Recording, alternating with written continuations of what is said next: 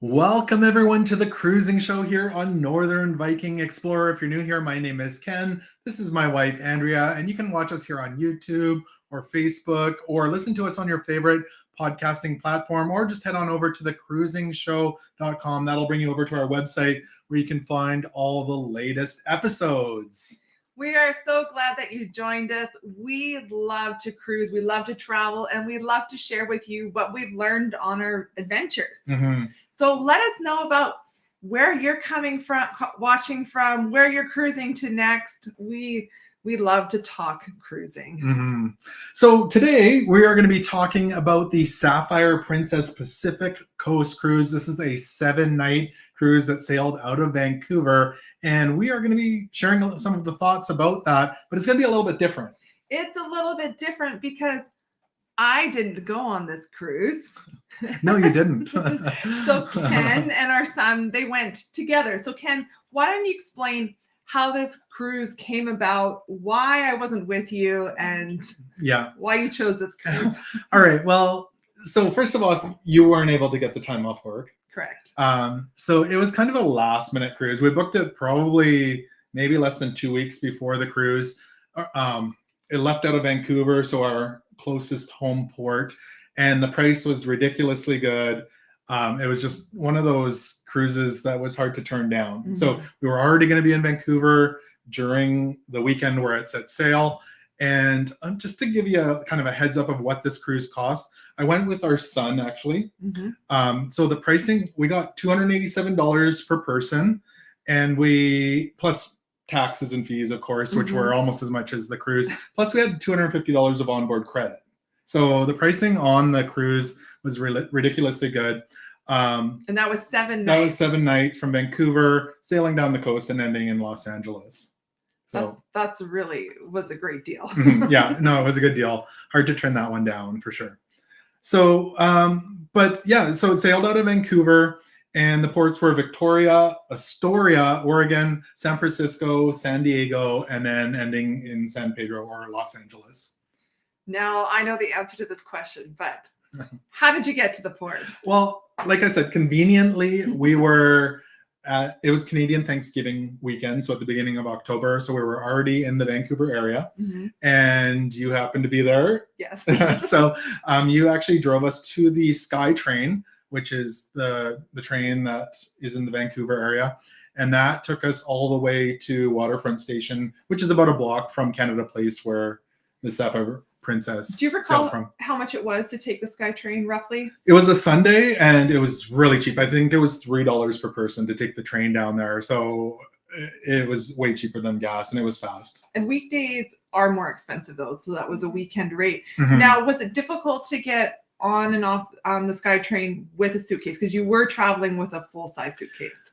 Well, the train wasn't that busy, so there was lots of room. The biggest problem was that every time the train accelerated, the suitcase wanted to roll away, so I had to hang on to it because otherwise it would shoot down the whole train. It was taking its own trip. Yeah.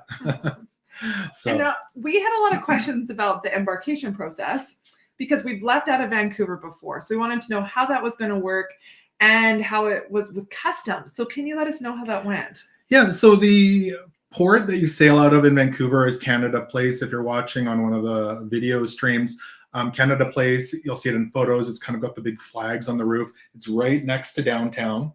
And we actually sailed on the sister ship to this ship, the Crown Princess, in the summer to Alaska. And it actually, where we got on the ship was different. Okay. So we actually went down to the underground parking. The same building. Same building, but the underground parking area to get on this ship. And when we sailed on the Crown Princess, we were kind of on the main level is where we went through kind of the security. So it was different. And as for customs, we didn't do customs in Vancouver. No. So because our first port was Victoria, another Canadian port, we didn't do customs in Vancouver. So, which was kind of odd. I'd actually asked them because the Holland America Eurodam was there as well. And we could see that those people were doing customs in Vancouver. Okay. So I was kind of wondering what was going on, and I asked them, and they said, no, they're doing kind of pre-clearance, and then we'll do customs later. Now, in the app and stuff that you had already provided your travel documents and all of that was pre-cleared and arranged. Yeah, of course. Like when you do your check-in, they Mhm. have all your passport numbers and everything like that. So all of that was pre-done. Mhm. But we didn't actually do customs until later. Okay. Now, can you tell me your initial thoughts when you got on the ship? The initial thoughts. Well, first of all, I felt like we just stepped on the Crown Princess again. Okay. Yeah. I knew my way around the ship. So that was extremely convenient to know your way around the ship. So absolutely beautiful ship. Lots of pools. One of my favorite areas on the ship was I believe they called it the conservatory area. And so it's the first pool towards the middle of the ship, after the buffet area on the Lido deck. And it was a covered pool area with 2 hot tubs. Now on the Crown Princess, so the sister ship, this was not covered. Correct. So I was really excited that this was a covered area. There's a second floor there where they had a couple of ping pong tables and a couple of foosball tables, or actually one foosball table, but a lot of loungers going around there. So it was a really, really nice area. And then they also had at the aft of the ship, there's the terrace pool area, I believe it's called. The terrace pool, but there's also another pool kind of above it, a circular one, and there was 2 large hot tubs at the back. So really beautiful terraced and great views from back there. It was really nice. I remember that from the Crown. It was beautiful. Yeah. So again, lots of hot tubs towards the center of the ship. So past the indoor pool there, you've got the main Neptune pool, which is the large one outside with the big screen, and they played a lot of movies out there. Okay, throughout the week. Big outdoor pool, smaller hot tubs in this area, and then the front pool. This one escapes me what this one was called. A lot of people don't know that this pool is actually for everyone to use. Well, I shouldn't say that, for adults to use. That's right. For free, because it's right under the sanctuary where you do have to pay to go in. But that pool, the hot tubs were open through the whole week, but the pool didn't open till we kind of hit California waters. And that's interesting because when we were on the Crown, the pool was never open, that one. But the hot tubs were open. Yeah. So, I don't think there was, I think they figured there wasn't that many people swimming. So it was, they kind of had it empty till we got to a little bit It's not exactly hot in October. Well, that being said, it was probably 70 degrees in Vancouver at the beginning of October, which was really nice. It was one of the hottest days. That is not common for Vancouver in October, though. No. That is very warm. So if you're looking at booking this cruise too, it's usually chillier. No, for sure. I see RGs out there. Thanks for joining us today. I appreciate it. Welcome. Now, so the other area that was really cool on the ship is the Princess Theater, I believe they call it on this one. So it's a very traditional theater. So it's sloped, there's good views, there's no pillars. And then there's kind of a lower area, which is right down next to the kind of the performance stage. And every seat has, a lot of people, I don't think realized it, but had a table that flipped out of it. In the arm. You have to lift up a little latch and pop it out. And that was not only on the Sapphire Princess, the Crown had that as well. Yes, and they're very, like, the armrests are solid on the side. You're really kind of... It's kind of high. Yeah, it's nice. I like the seats. And then, of course, they've got the kind of 3-story atrium area on the ship as well, which is beautiful. So Carl, who are these non-sweaty people? Those shirts don't look drenched. Well, I feel like you're referring to our recent vlog there on the where we were in Mazatlan. On the Navigator. We have dry shirts on now. That was a hot day in Mazatlan. Thanks for joining us, Carl. And Donna, I see you're out there as well. Thanks for joining us. A little milder here. It's not if you haven't watched it, go and watch our Mazatlan vlog. That was a hot day, close to probably one of the hottest days I've ever experienced. One of the sweatiest days of our life. So anyway, the atrium here, beautiful atrium, 3 stories, and lots of shops around it. They're all always playing music in that area. Really nice area. There's so many nice areas on this ship. It is definitely an older ship, but it's well maintained. Beautiful gym. Now, I noticed, because you pointed this out on the Crown, that the roof wasn't very high in the gym. The same thing in here. The roof isn't very high, but the equipment was quite modern, and our son went in there almost on a daily basis, or he did go on a daily basis and quite enjoyed it.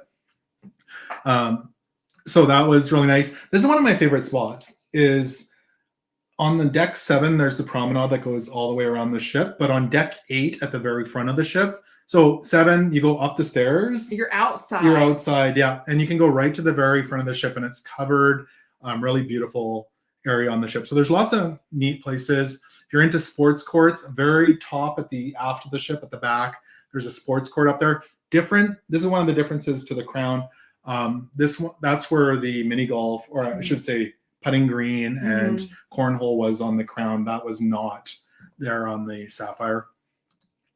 And then there was definitely some nice lounges in there. There's the Explorers Lounge, and this is typically where they would put on kind of game shows, trivia, that sort of thing. They also had the Club Fusion at the, I believe, the aft of the ship as well. So same sort of area, music playing, a bar, lots of seating, kind of really nice vibe in there. So my impressions of the ship, really nice ship. Again, an older, I would Very nice. So other than that, we've got our cabin. Yeah, your cabin. Our cabin. We had an inside cabin.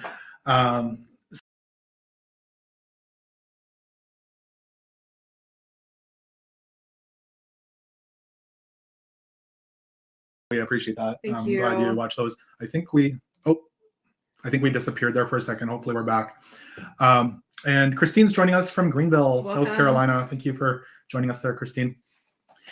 The cabin. So the cabin was an inside cabin. When I talked about the pricing, $287 per person, it was, thanks, Donna. I appreciate that. Yeah, we disappeared off the screen. I think we're back now. So it was a inside cabin. The price was really cheap, $287 for those of you who missed it, per person.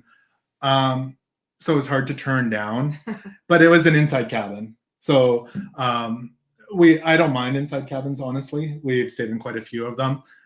Very traditional, lots of mirrors in there. It was cabin B407, so on the Baja deck 11 midship. So 2 flights down from the Lido deck. Or the buffet. So, and we had, of course, we had 2 twins that can be combined into 1 king, and a fairly large TV up in the corner. I want to say a 40-inch TV. The one thing I noticed on the ship, so as opposed to the Crown didn't have any plugs beside the bed, which I've seen posts that they're adding them right now. There was USB ports in the lamps beside the bed. That makes a big difference. And the main plug, there's 2 of them, but they're so close together that you can only use one of them unless you have super tiny little plugs. So none of your cell phone chargers. Yeah. And behind the TV, I looked, and there was only the one plug for the TV. Okay. So you couldn't do that. Around the corner, there was quite a large open closet, and behind the door, if you're watching on the stream, there's kind of a little cabinet that opens up with the safe in it and everything. So definitely a small cabin, lots of drawers, lots of things like that. Yeah. One thing I want to say about Princess is, and I know I've kind of complained about this on other ships, there's actually quite a bit of complimentary on-demand television and movies on the TV. You really enjoy that. You like to watch your sitcoms. Yeah.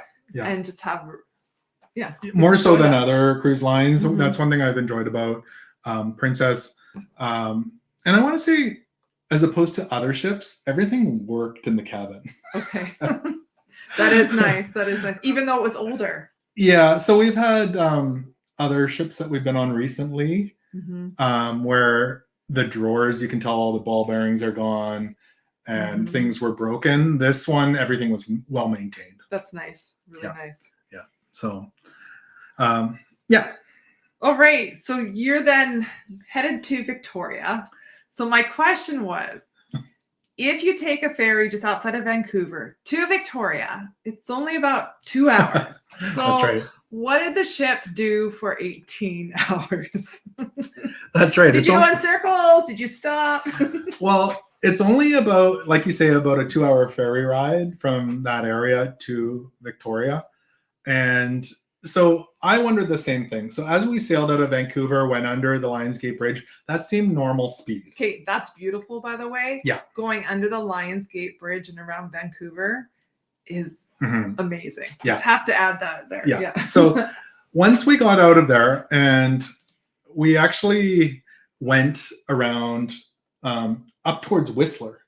Okay. And around what's you're called going north. Yeah, we went north to and the captain came on the intercom and said, this is rare that we'd have the opportunity to do this, but we're leaving early. So we went up and did a loop around Bowen Island very slowly, which was nice. It was calm.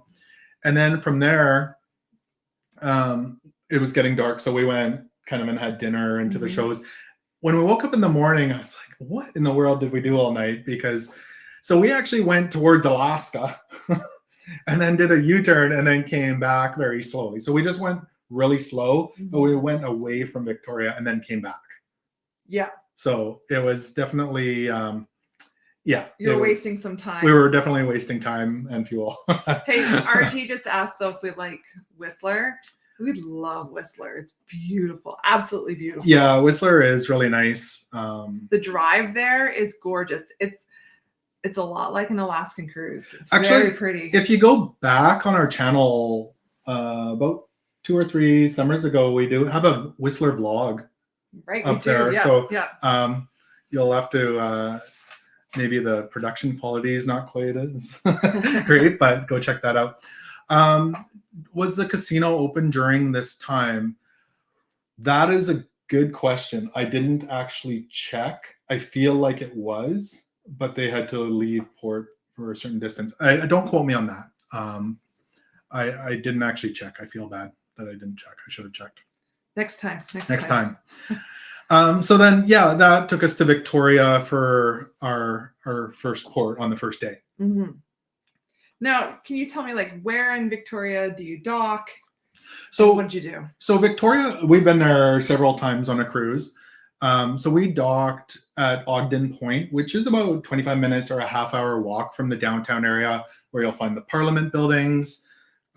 There's the Fairmont Empress Hotel in that area, which is absolutely gorgeous. That's where many royalty have stayed over the years. It's right along the waterfront. So so it's fairly close. It's very walkable and flat. It is, yeah. Yeah. So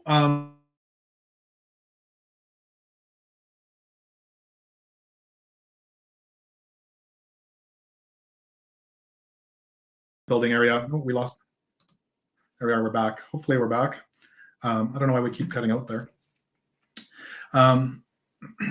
So it was, Victoria is very beautiful. It's the Fairmont is gorgeous. We explored the downtown area. There's Chinatown down there. We went into the mall area. It started to rain a little bit, so we got coffees and checked that out. There's the Fisherman's Wharf in that area. And then we went out to the pier and checked that out right beside the ship. So very walkable city, lots to see. It's gorgeous. Now, Ryan is asking how the Sapphire Princess compared to the Carnival Panorama. Well, it's going to be very different. You can even speak to this because it's the sister ship to the Crown. Because I've been on the Crown, yeah. I would almost call them polar opposites. The Sapphire Princess would be more traditional cruising. Not a lot of the, I'll speak to this in a moment, but not a lot of the activities like the high ropes courses, the water slides. There isn't any of that really. So it's definitely an older crowd. The ships are both beautiful, but they're very different. The Panorama is more of a party kind of cruise. Very family. A lot of stuff for all generations, whereas you'll find on Princess, the Lido deck parties are more of an organized dance party with their dancers. There's less involvement with other cruisers. Mm-hmm. It's more quiet. Mm-hmm. It is different. We enjoy both styles of cruising. Yeah. But they're a very different vibe. Yeah. If you're sailing with kids, they're gonna have more to do on the panorama, I would say, than the Sapphire Princess. Sapphire Princess, I think, is more of the relaxing experience. Yeah. Yeah. So I know this is one of the first things you asked me when we got home. Who was on this ship? Yeah. I want to know because, it's October, so people are in school. Well, and Princess was actually marketing it as a wine cruise because it was going down the Pacific coast. I tried to count, but a lot of the kids looked the same. I think there was probably about 15 kids on the cruise. Quite a few people, in their 30s and 40s, but then a lot of people, a lot of retirees as well. So, so the majority would have been probably 30 to 70 in age, or even 40 to 70. There was a handful of teenagers that seemed to all hang out together. You mentioned there were some larger family groups though traveling together though, like multi-generational, even though it was in October. Yeah.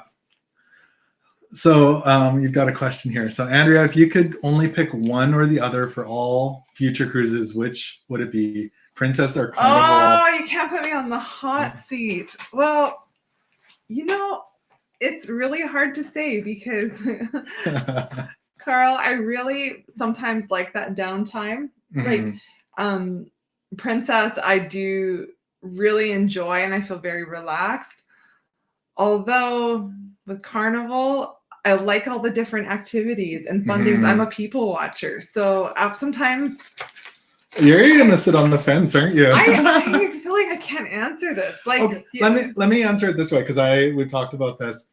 If it's just Andrea and I going away and we weren't gonna actually be vlogging and we wanted to sleep and just like do nothing, it definitely would be Princess. Yeah. But I'm gonna sit on the fence too.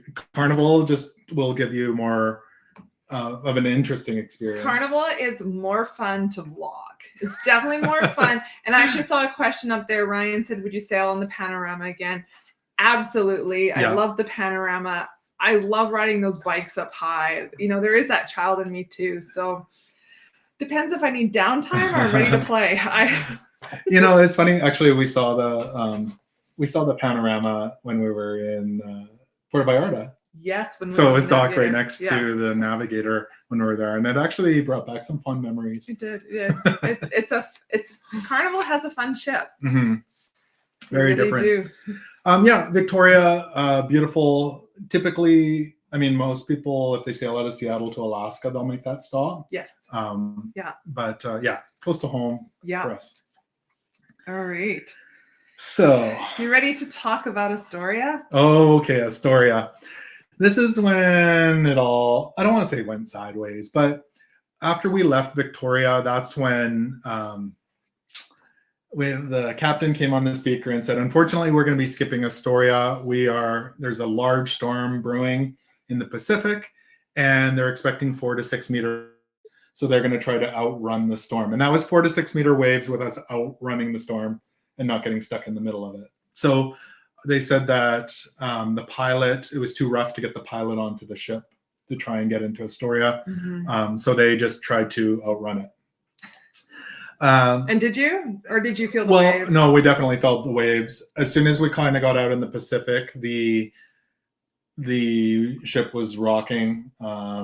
The pools were splashing. They had to shut down the pools. Did they put out those cute little paper bags? They did. There was paper bags out. It was, I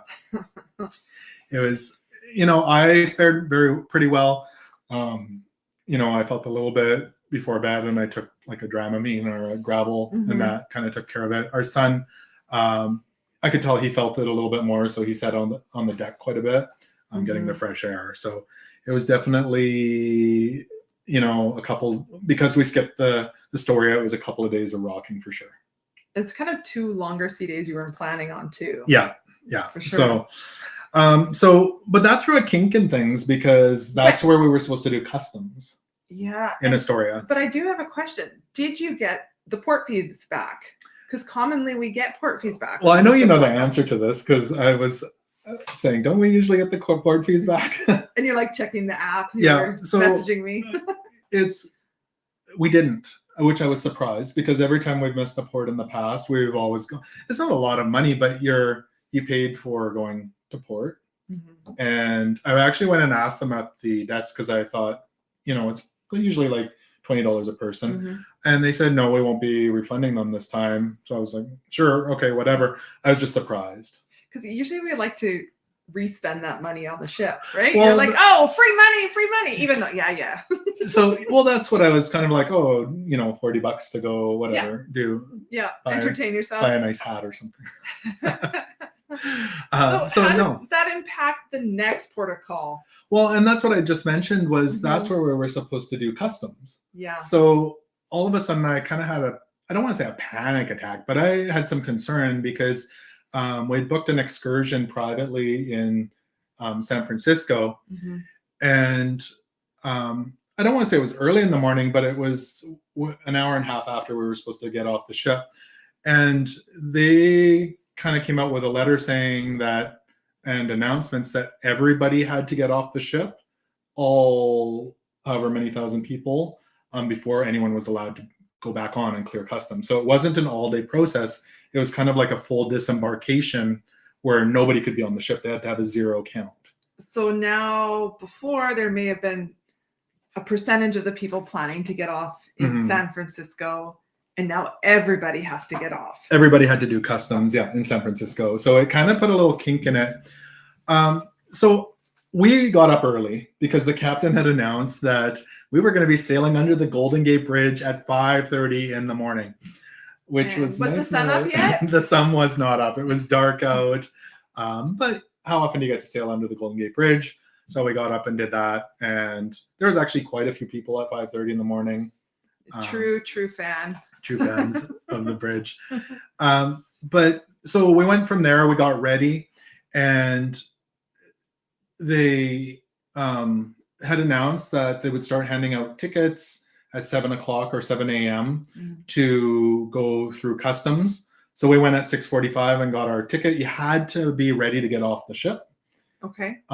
Before you could get a ticket. So you had to sit down and wait. And we waited for about an hour. So about 7:45 we got off the ship. It was supposed to be docked at 8. So because we waited in line early, we were able to get through customs quite early. Okay. And it wasn't a problem. Okay. And did they recommend people who are not planning to stay in the day to stay on the ship later, or like? Well, so because they had to have a 0 count, nobody could get on the ship before everybody had gotten off and they cleared the ship. They recommended those who weren't doing anything or were planning on to wait till later in the morning, I think around 10 o'clock before they got off the ship. Okay. Because they said if you got off at 8 o'clock, you won't be allowed back on if it's 11. I think it was 11 where they were estimating that you could get back on. So you would be standing there for 3 hours before you could get back on the ship. Mm-hmm. So they recommended to wait if you weren't doing anything. Yeah. So. Okay, thanks, Carl. They probably just didn't give the Canadians refunds because they're so nice and won't go nuts like the Americans would. Well, all right. I have seen some people complaining about it in the other people in the Facebook group as well. So I was just surprised about that. Mm-hmm. But yeah, San Francisco, beautiful city to sail in. Did that impact your excursion that you had planned then, or was it okay? No, it was fine. We ended up having probably about 45 minutes or an hour to spare before our excursion. But had we waited a little bit longer, it could have impacted. Okay. And what did you guys do? Well, I'll talk about where we docked first. Oh, yeah. And then, so we docked right downtown. Nice. Yeah. So right downtown, beautiful. And it was really close to everything. So we docked at Pier 27. So about a half a mile away from Pier 39, where the kind of lots of restaurants, kind of carousel shops, the sea lions are about a mile to Fisherman's Wharf. So it was very walkable from there. And both piers were in the same direction, though. Yeah. So Okay. Pier 39 was kind of halfway to Pier or Fisherman's Wharf. Okay, perfect. Yeah. Yeah. So from there we had booked Alcatraz. Okay. So it was really we booked it privately through the Alcatraz excursion, and it was very close. It was a 5-minute walk from the Okay. ship to where the boat takes you over there. $55 per person. But they'd given us a time, so we were worried about missing that time. Okay. Because I know when we've been there in the past, it was sold out. It's been sold out. So it wasn't sold out on this particular day, so it would have been fine. But they do sell out, especially in the summer season. So yeah, Alcatraz, I think it was great value. $55 takes you out there. You could spend all day there if you wanted. But there's a self-guided tour. Did they provide the headphones for the self-guided tour? They did, yeah. They gave you a little radio kit and you could pause it. There was also volunteer tour guides who walked you up and you could walk around. It was really, really definitely neat. What's the minimum amount of time you would go and do that excursion in? Minimum. Well, we were there probably 2 hours, 2 to 3 hours. I would say that's the minimum. Budget 3 hours. I would have stayed another hour. But we had other things we wanted to do as well. So budget. Yeah, I mean, on a busier day, it could have been busier for sure. So, but they do kind of space it out. Then of course there's the Pier 39, which I'd kind of already mentioned. A little bit further down, we did that. We actually, because we were so close to the ship, we went back and had lunch on the ship. And our son decided to just kind of hang out on the ship for the afternoon. So I walked down to Fisherman's Wharf, Pier 39 here, as well as Lombard Street, which is a fair bit away. Now that's that famous, very S-curvy street that you can drive down in front of the apartments with the beautiful flowers. Yeah, no, it's definitely a beautiful area and very walkable, but longer distance still. But it was really nice for sure. So that's kind of what San Francisco entailed. Nice. And then next was San Diego. San Diego, yes. San Diego was beautiful. We docked right downtown, which is really handy. It's right, easy walk to the Little Italy area. There's on one side of the ship, there's actually kind of a museum of smaller ships that you could pay to go on. Okay. And look through those kind of, I don't want to call them pirate ships, but those kind of like boats. Then on the other side of the ship, probably only 200 yards away, is the USS Midway Museum, which is the aircraft carrier. And that is what we decided to do for the main part of our day. The big aircraft carrier, it's massive. Did you book that there or ahead of time? No, we didn't book that ahead of time. A lot of people had. We waited in line. I want to say they opened at 9. Don't quote me on that. So the people who had pre-booked the Midway Museum kind of ended up going on 5 or 10 minutes before us. But we just bought our tickets and walked right on. Beautiful. It's multi-leveled. So you've got the top of the aircraft carrier with the runways. There's a whole bunch of planes up there.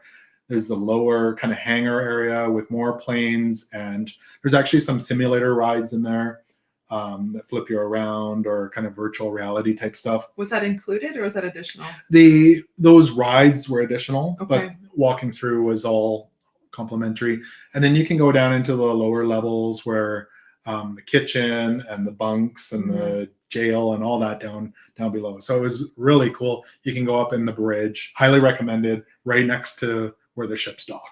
And minimum, how much time would you give? It looks like it was a pretty big attraction. We spent about 3 hours there, and that was enough time to just look at everything. If you wanted to read the plaques, you could have spent all day there. Okay. And there was many people on the aircraft carrier who had fought in the war, veterans who were out talking about the planes that they'd flown in, or they were maybe pilots. And they had some amazing stories. So if you really spent time talking with them and learning about it, you could have easily spent all day there. Okay, yeah, I could totally see that. Yeah. So really, really neat area. That was $31 too. Oh, that's really good. I was surprised at the price. It was a really good deal. And then further down, there's the Seaport Village area in San Diego, which had lots of little shops and restaurants down there, kind of a park, really gorgeous area. I think I'd already mentioned Little Italy as well. So, and really, I noticed it was quite clean in San Diego as well. Oh, nice. Yeah. Yeah. So. Really nice. Okay, then your final port where you disembarked was Los Angeles. So were you at Long Beach or San Pedro? Where did you guys dock? So this was in San Pedro. So the same dock that we did for the Navigator, that we were there just over a month ahead of time, Berth 92, right by, I forget the bridge name, but famous from many movies, Gone in 60 Seconds. There was a celebrity ship there as well. I don't recall which one. I might have a photo of it. But yeah, it was the same dock, and so quite familiar with it. Now, because you'd already done customs, how was it getting off the ship? Well, it's night and day compared to a little bit over a month before. Yeah. So because we'd already did customs, we could walk right off the ship. Now, a couple of days before we got off the Sapphire Princess, they gave us a paper. We just filled in when we wanted to get off. I believe we had selected the later time, which was, I want to say 9 to 9:20, something like that. Maybe 9:15 to 9:30. And so they gave us our luggage tags, and we actually, I think around 9 o'clock, we went to our area and they said, "Oh, you're good to go now." So we got off actually early ahead of time. Yeah. And all your bags were there and ready? Our bags were there and where they were supposed to be. So I don't know if we've talked about this. When we were there about a month ahead of time, our suitcases were not, or my suitcase, two of them were missing, and they had the little tag on them when they were on the total opposite end. We spent about half an hour looking for our suitcases. So. Add a little bit of stress to your morning. Yeah. A little bit. But at least they were there. That's true. Yeah, so convenient to walk off really quick because there was no customs. We just walked right out. And what did you do for transportation? So we're actually staying an extra day in the LA area. So we just took a lift over to Long Beach Airport, where we rented a car for the day. Now, interestingly, Lyft was a fair bit cheaper than Uber. Okay. And we've noticed that twice now when we've been there. It seems to change. It does seem to change. So probably about, we paid just over $50 with tip to get to the Long Beach Airport for the two of us. I believe Uber was closer to $90. Oh, that's a big jump. Yeah, really big jump. So a fair bit difference in pricing.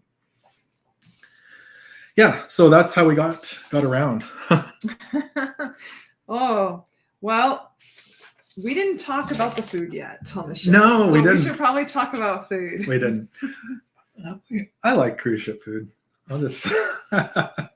Did you find it similar to the Crown? It was very similar to the Crown. So they've got the Horizon Court buffet area, which is two smaller buffets, one on each side of the ship. Okay. And they've also got kind of little mini buffets kind of next to them that had lots of desserts and things like that. So they had the nacho bar, still different than on the Crown. One of my favorites, actually. I do appreciate a good nacho bar. But, kind of standard cruise ship food, lots of different meats. There was actually a fair bit of ethnic foods. Of course, salads, pre-made sandwiches, chicken wings, all sorts of stuff. So really, really quite enjoyed that. Now, there was 5 dining rooms on this ship. Wow. Yeah. So I forgot that there was a lot of dining rooms on the ship. So there was the Pacific Moon and the Santa Fe on deck 6, right in the atrium area. The international dining room, so the main one at the back of the ship on deck 6. Okay. And then underneath the Pacific Moon and Santa Fe was the Savoy and Vivaldi dining rooms. And now these all have the same menu? They all had the same menu. And interesting, I think, I don't know if it was just this sailing, but it was Dine My Way for everybody. So no early, no and early no and late. no late. So because I went and asked them, and they said no, everybody's doing Dine My Way. Okay. Because I was having trouble with the app booking times, because I think because we booked the cruise so late, 2 weeks before. 2 weeks before, a lot of the dining times had been taken. Yeah. But I talked to them, and they were able to kind of fit us in. Usually it was just two of us, and they seemed to be able to fit us in for the most part. So yeah. Yeah, I like nachos.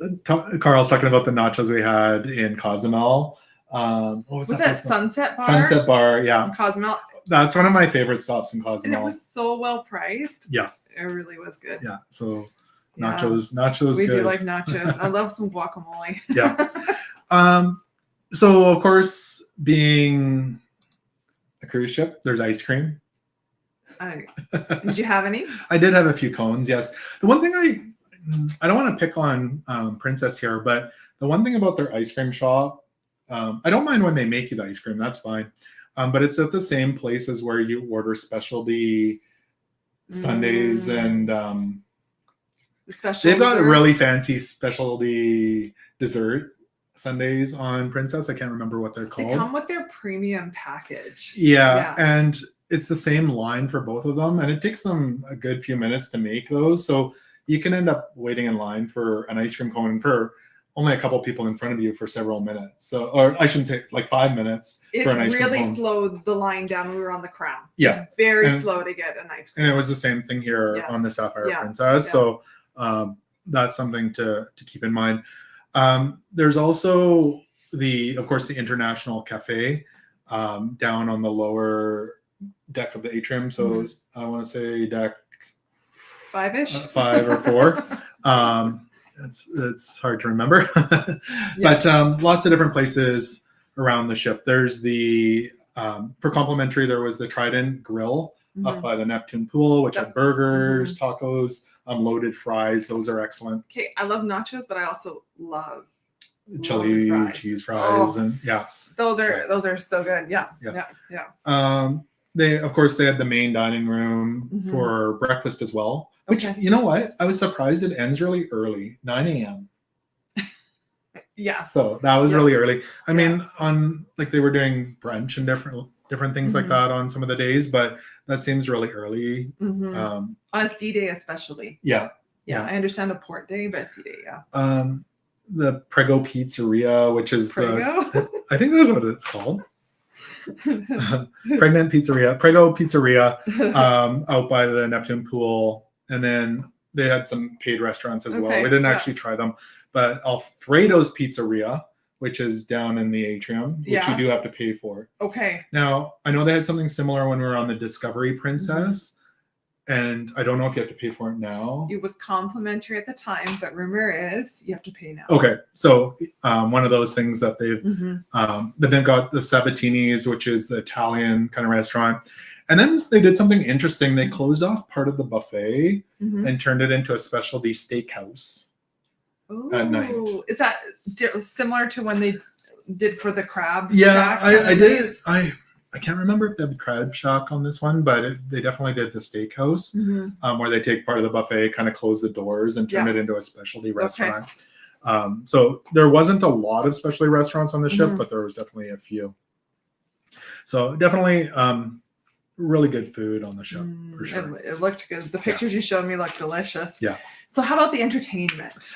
Entertainment, I enjoy it. There's, like any ship, some of it's great and some of it's okay. Depends what you like. It depends what you like. Yeah. So the sail away party was definitely fun. I like how, it's not like Carnival. I know we were talking about Carnival earlier where it's a big dance party. It's a little calmer. They've got their dancers who come out in their sailor suits and dance and put on a show. You can, if you're watching in the stream, you can see it's a fairly decent turnout out by the pool. The weather was great. So I think the weather often has a lot to do with it because, for sure. Again, when we sailed on the Discovery Princess, it was raining on our sail away, so it didn't really happen. It was disappointing. Yeah, it was kind of disappointing. Yeah. So the sail away party was nice. They had a comedian who was really good. It was a Queen comedian in the main theater. of course, all the singing and dancing shows as well. And they have, now we've seen this twice. It's been a different singer for both, but they do kind of an opera singer on there, and the voice is like ridiculously good. Yeah, when we were on the Crown, they brought on a guest soprano singer who was phenomenal. Like we may have tried to sing like her after. Yeah, it was really quite amazing. So lots of singing and dancing shows. Of course, they've got their kind of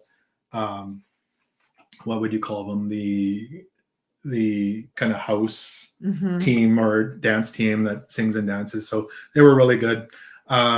There was a comedy magician on there. You always like that. I do. I don't know if you love it, but lots of outdoor movies. They actually had, if you haven't been on Princess before, this is a common thing they'll do, is kind of a chef's presentation. But it's more of a comedy, actually, where they come in and they cook some food, and there's kind of some comedy in there, bloopers, lots of silliness. Yeah, lots of silliness. You wonder if they had a few too many drinks before they started.